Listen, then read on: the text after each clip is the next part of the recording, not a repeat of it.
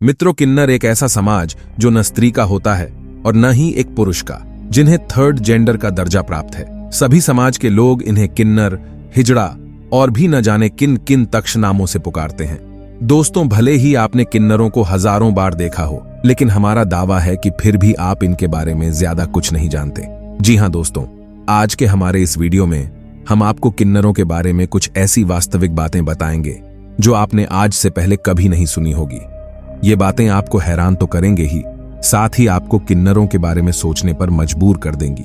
तो चलिए समय को जाया ना करते हुए शुरू करते हैं आज की हमारी ये खास पेशकश, जो कि किन्नरों पर आधारित है। लेकिन उससे पहले कि हम वीडियो में आगे बढ़ें, हम चाहेंगे कि अगर आपको हमारा ये वीडियो और इसको बनाने में हमारी मेहनत जरा भी पसंद आती है तो वीडियो को एक लाइक देकर हमें मोटिवेट जरूर कीजिएगा, और साथ ही इस तरह के और वीडियोस के लिए चैनल को सब्सक्राइब भी जरूर कीजिएगा। तो आइए शुरू करते हैं। दोस्तों, सबसे पहले तो बात अगर किन्नरों की जनसंख्या की करें तो भारत देश में ही लगभग लाख से भी ज्यादा किन्नर रहते हैं। जी हां, बता दें कि किन्नर समुदाय समाज से अलग ही रहता है और इसी कारण आम लोगों में उनके जीवन और रहन सहन को जानने की जिज्ञासा बनी रहती है। ज्योतिष शास्त्रों के अनुसार स्पर्म की अधिकता से पुत्र उत्पन्न होता है, रक्त की अधिकता से कन्या उत्पन्न होती है और वीर्य और रक्त समान हो तो किन्नर संतान उत्पन्न होती है। कहा यह भी जाता है कि ब्रह्मा जी की छाया से किन्नरों की उत्पत्ति हुई है, और दूसरी मान्यता यह भी है कि दृष्टा और कश्यप ऋषि से किन्नरों की उत्पत्ति हुई। महाभारत में भी जब पांडव 1 वर्ष का अज्ञातवास काट रहे थे, तब अर्जुन 1 वर्ष तक किन्नर वृहन्नला बनकर रहा था। पुरानी मान्यताओं में कहा गया है कि शिखंडी को किन्नर ही माना गया है।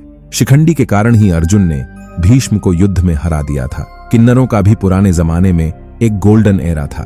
जी हां, किन्नरों को मुगल साम्राज्य में सबसे पहले अहमियत दी जाती थी। किन्नरों को महिलाओं के हरम की रक्षा की जिम्मेदारी दी जाती थी। मुगल साम्राज्य का मानना था कि किन्नर हमारे समाज का एक अहम हिस्सा है और इसीलिए उन्हें इतनी बड़ी जिम्मेदारी सौंपी गई। हर एक किन्नर में किसी भी पुरुष जितना ही बल होता है, और उसी बल की बदौलत इतिहास में किन्नर सेना द्वारा बहुत सी जंगें भी लड़ी गई। मुगल शासन के समय किन्नरों को सबसे ज्यादा सम्मान प्राप्त हुआ था। किन्नर उनकी कई सेनाओं में जनरल भी थे और कई रानियों के पर्सनल बॉडीगार्ड। आपको जानकर हैरानी होगी कि भारत में किन्नरों का इतिहास 4000 साल से भी पुराना है, यानी कि महाभारत के समय का। इतने सालों से एक ही जमीन पर होने के बावजूद भी उन्हें बराबरी का दर्जा नहीं मिल पाया। किन्नर भले ही हमारे बीच रहते हों, लेकिन फिर भी हम उनसे जुड़े हुए पहलुओं को कभी जान नहीं पाए जो सीधा उनकी जिंदगी से जुड़े हुए हैं। दोस्तों, आप जरा याद करने की कोशिश कीजिए कि क्या कभी आपने आम इंसान की तरह किन्नरों की शव यात्रा को देखा है? तो आपका जवाब होगा नहीं। आखिर ऐसा क्यों? वह लोग भी तो इसी दुनिया में रहते हैं।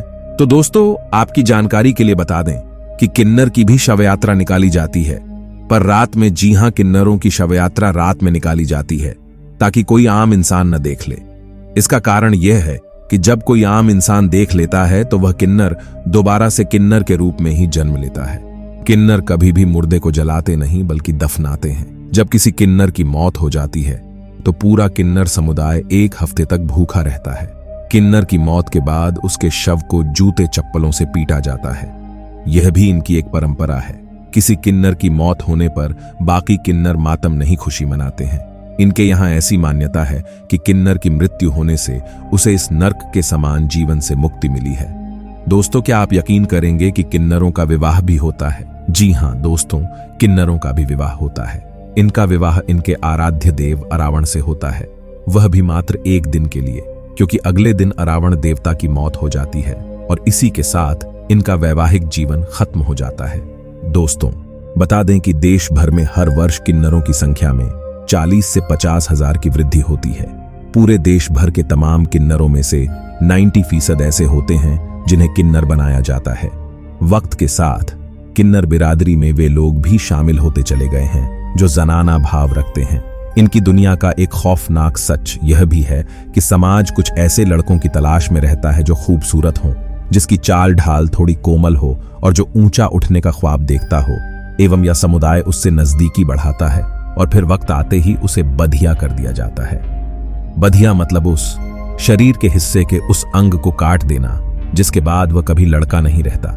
बता दें कि जब भी किन्नरों के समूह में कोई नया किन्नर आता है तो उसका बहुत ही भव्य तरीके से स्वागत किया जाता है। उसके लिए नाच गाने के साथ साथ खास दावत का भी इंतजाम किया जाता है। दोस्तों, ऐसे तो किन्नर बहुत खुश दिखते हैं, लेकिन असल जिंदगी में अगर उनकी जिंदगी के बारे में जानने की कोशिश की जाए तो ये किन्नर बहुत दुखी होते हैं। ये लोग अपनी देवी बरूचा माता से माफी मांगते हैं और उनसे यह बोलते हैं कि अगले जन्म में उन्हें किन्नर कभी ना बनाएं। दोस्तों, हमारे समाज में इनके कई नाम होते हैं, किन्नर, हिजड़ा और न जाने क्या क्या। आम आदमी इनके पैसे मांगने पर ज्यादा विरोध नहीं करता और चुपचाप निकाल कर दे देता है। ऐसा क्यों? बहुत से लोग ऐसा भी मानते हैं कि इनकी बद्दुआ नहीं लेनी चाहिए, और क्यों नहीं लेनी चाहिए ये कोई नहीं बताता। सच्चाई तो यह है कि किसी को भी पता नहीं तो बताएंगे कैसे। दरअसल किन्नरों की बद्दुआ इसलिए नहीं लेनी चाहिए क्योंकि ये बचपन से लेकर बड़े होने तक दुखी ही रहते हैं। ऐसे में दुखी दिल की दुआ और बद्दुआ लगना स्वाभाविक है। बता दें कि साल में एक बार किन्नर फेस्टिवल मनाया जाता है। ये फेस्टिवल मद्रास से 200 मील दूर कुवगम गांव में होता है, जहां सभी किन्नर जश्न मनाते हैं। गुरु शिष्य जैसी प्राचीन परंपरा किन्नर समुदाय में आज भी पहले जैसी बनी हुई है। किन्नर समुदाय के सदस्य स्वयं को मंगलमुखी कहते हैं क्योंकि यह केवल मांगलिक कार्यों में ही हिस्सा लेते हैं, मातम में नहीं। किन्नर ज्यादातर तभी दिखाई देते हैं जब घरों में कोई शुभ कार्य हो रहा हो, जैसे नई शादी होना या बच्चे का जन्म होना आदि। ऐसे मौके पर किन्नर घरों में आते हैं, आशीर्वाद देते हैं और साथ ही दक्षिणा के रूप में कुछ पैसे भी लेकर जाते हैं। ऐसी मान्यता है कि किन्नरों की दुआ में बड़ी ताकत होती है और किन्नरों को दान देना बड़े पुण्य का काम है। किन्नर की दुआएं किसी भी व्यक्ति के बुरे समय को दूर कर सकती हैं। माना जाता है कि इन्हें भगवान श्री राम से वनवास के बाद वरदान प्राप्त है। कहा जाता है कि अगर आप धन की कमी से जूझ रहे हों तो किन्नर से 1 रुपये का सिक्का लेकर अपने पर्स में रखें। अगर किन्नर आपको सिक्का दे देते हैं तो उसे हरे रंग के कपड़े में लपेटकर पर्स में रखें या तिजोरी में रख दें। ऐसा करने से कभी धन की कमी नहीं होती। सन 1871 से पहले तक भारत में किन्नरों को ट्रांसजेंडर का अधिकार मिला हुआ था, लेकिन सन 1871 में अंग्रेजों ने किन्नरों को क्रिमिनल ट्राइब्स मतलब जराइम पेशा जनजाति श्रेणी में डाल दिया। बाद में आजाद हिंदुस्तान का जब नया संविधान बना तो 1951 में किन्नरों को क्रिमिनल ट्राइब्स से निकाल दिया गया, मगर उन्हें उनका हक तब भी नहीं मिला। दोस्तों, यूं तो किन्नरों का इतिहास आज से करीब 4000 साल पुराना है, लेकिन किन्नरों को आज भी हमारे समाज में नीचा स्थान दिया गया है। वैसे तो किन्नर हिंदू धर्म निभाते हैं, लेकिन उनके गुरु हमेशा ही मुस्लिम धर्म के होते हैं। किन्नरों को हमारे समाज में एक अलग ही नजरिए से देखा जाता है। आज भी किन्नरों को हमारे समाज में वो जगह नहीं मिली जिसके वो हकदार हैं। दोस्तों, हमारे विचार में भले ही हमारा समाज किन्नरों को अलग समझता हो, लेकिन असल में इन्हें भी एक अच्छा स्थान मिलना चाहिए जहां इनका सम्मान हो, इनसे इंसानियत भरा व्यवहार किया जाए। बाकी आपकी क्या राय है, आप हमें कमेंट में बता सकते हैं। हमें आपके कमेंट्स का इंतजार रहेगा। दोस्तों, कैसा लगा आपको किन्नरों का यह अनोखा संसार? क्या आप किन्नरों की दुआ बद्दुआ में विश्वास रखते हैं? हमें जरूर बताएं।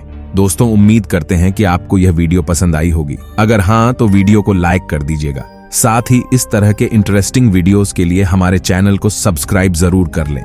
दोस्तों, आज के लिए फिलहाल इतना ही। मिलते हैं नेक्स्ट टाइम नए वीडियो के साथ। धन्यवाद।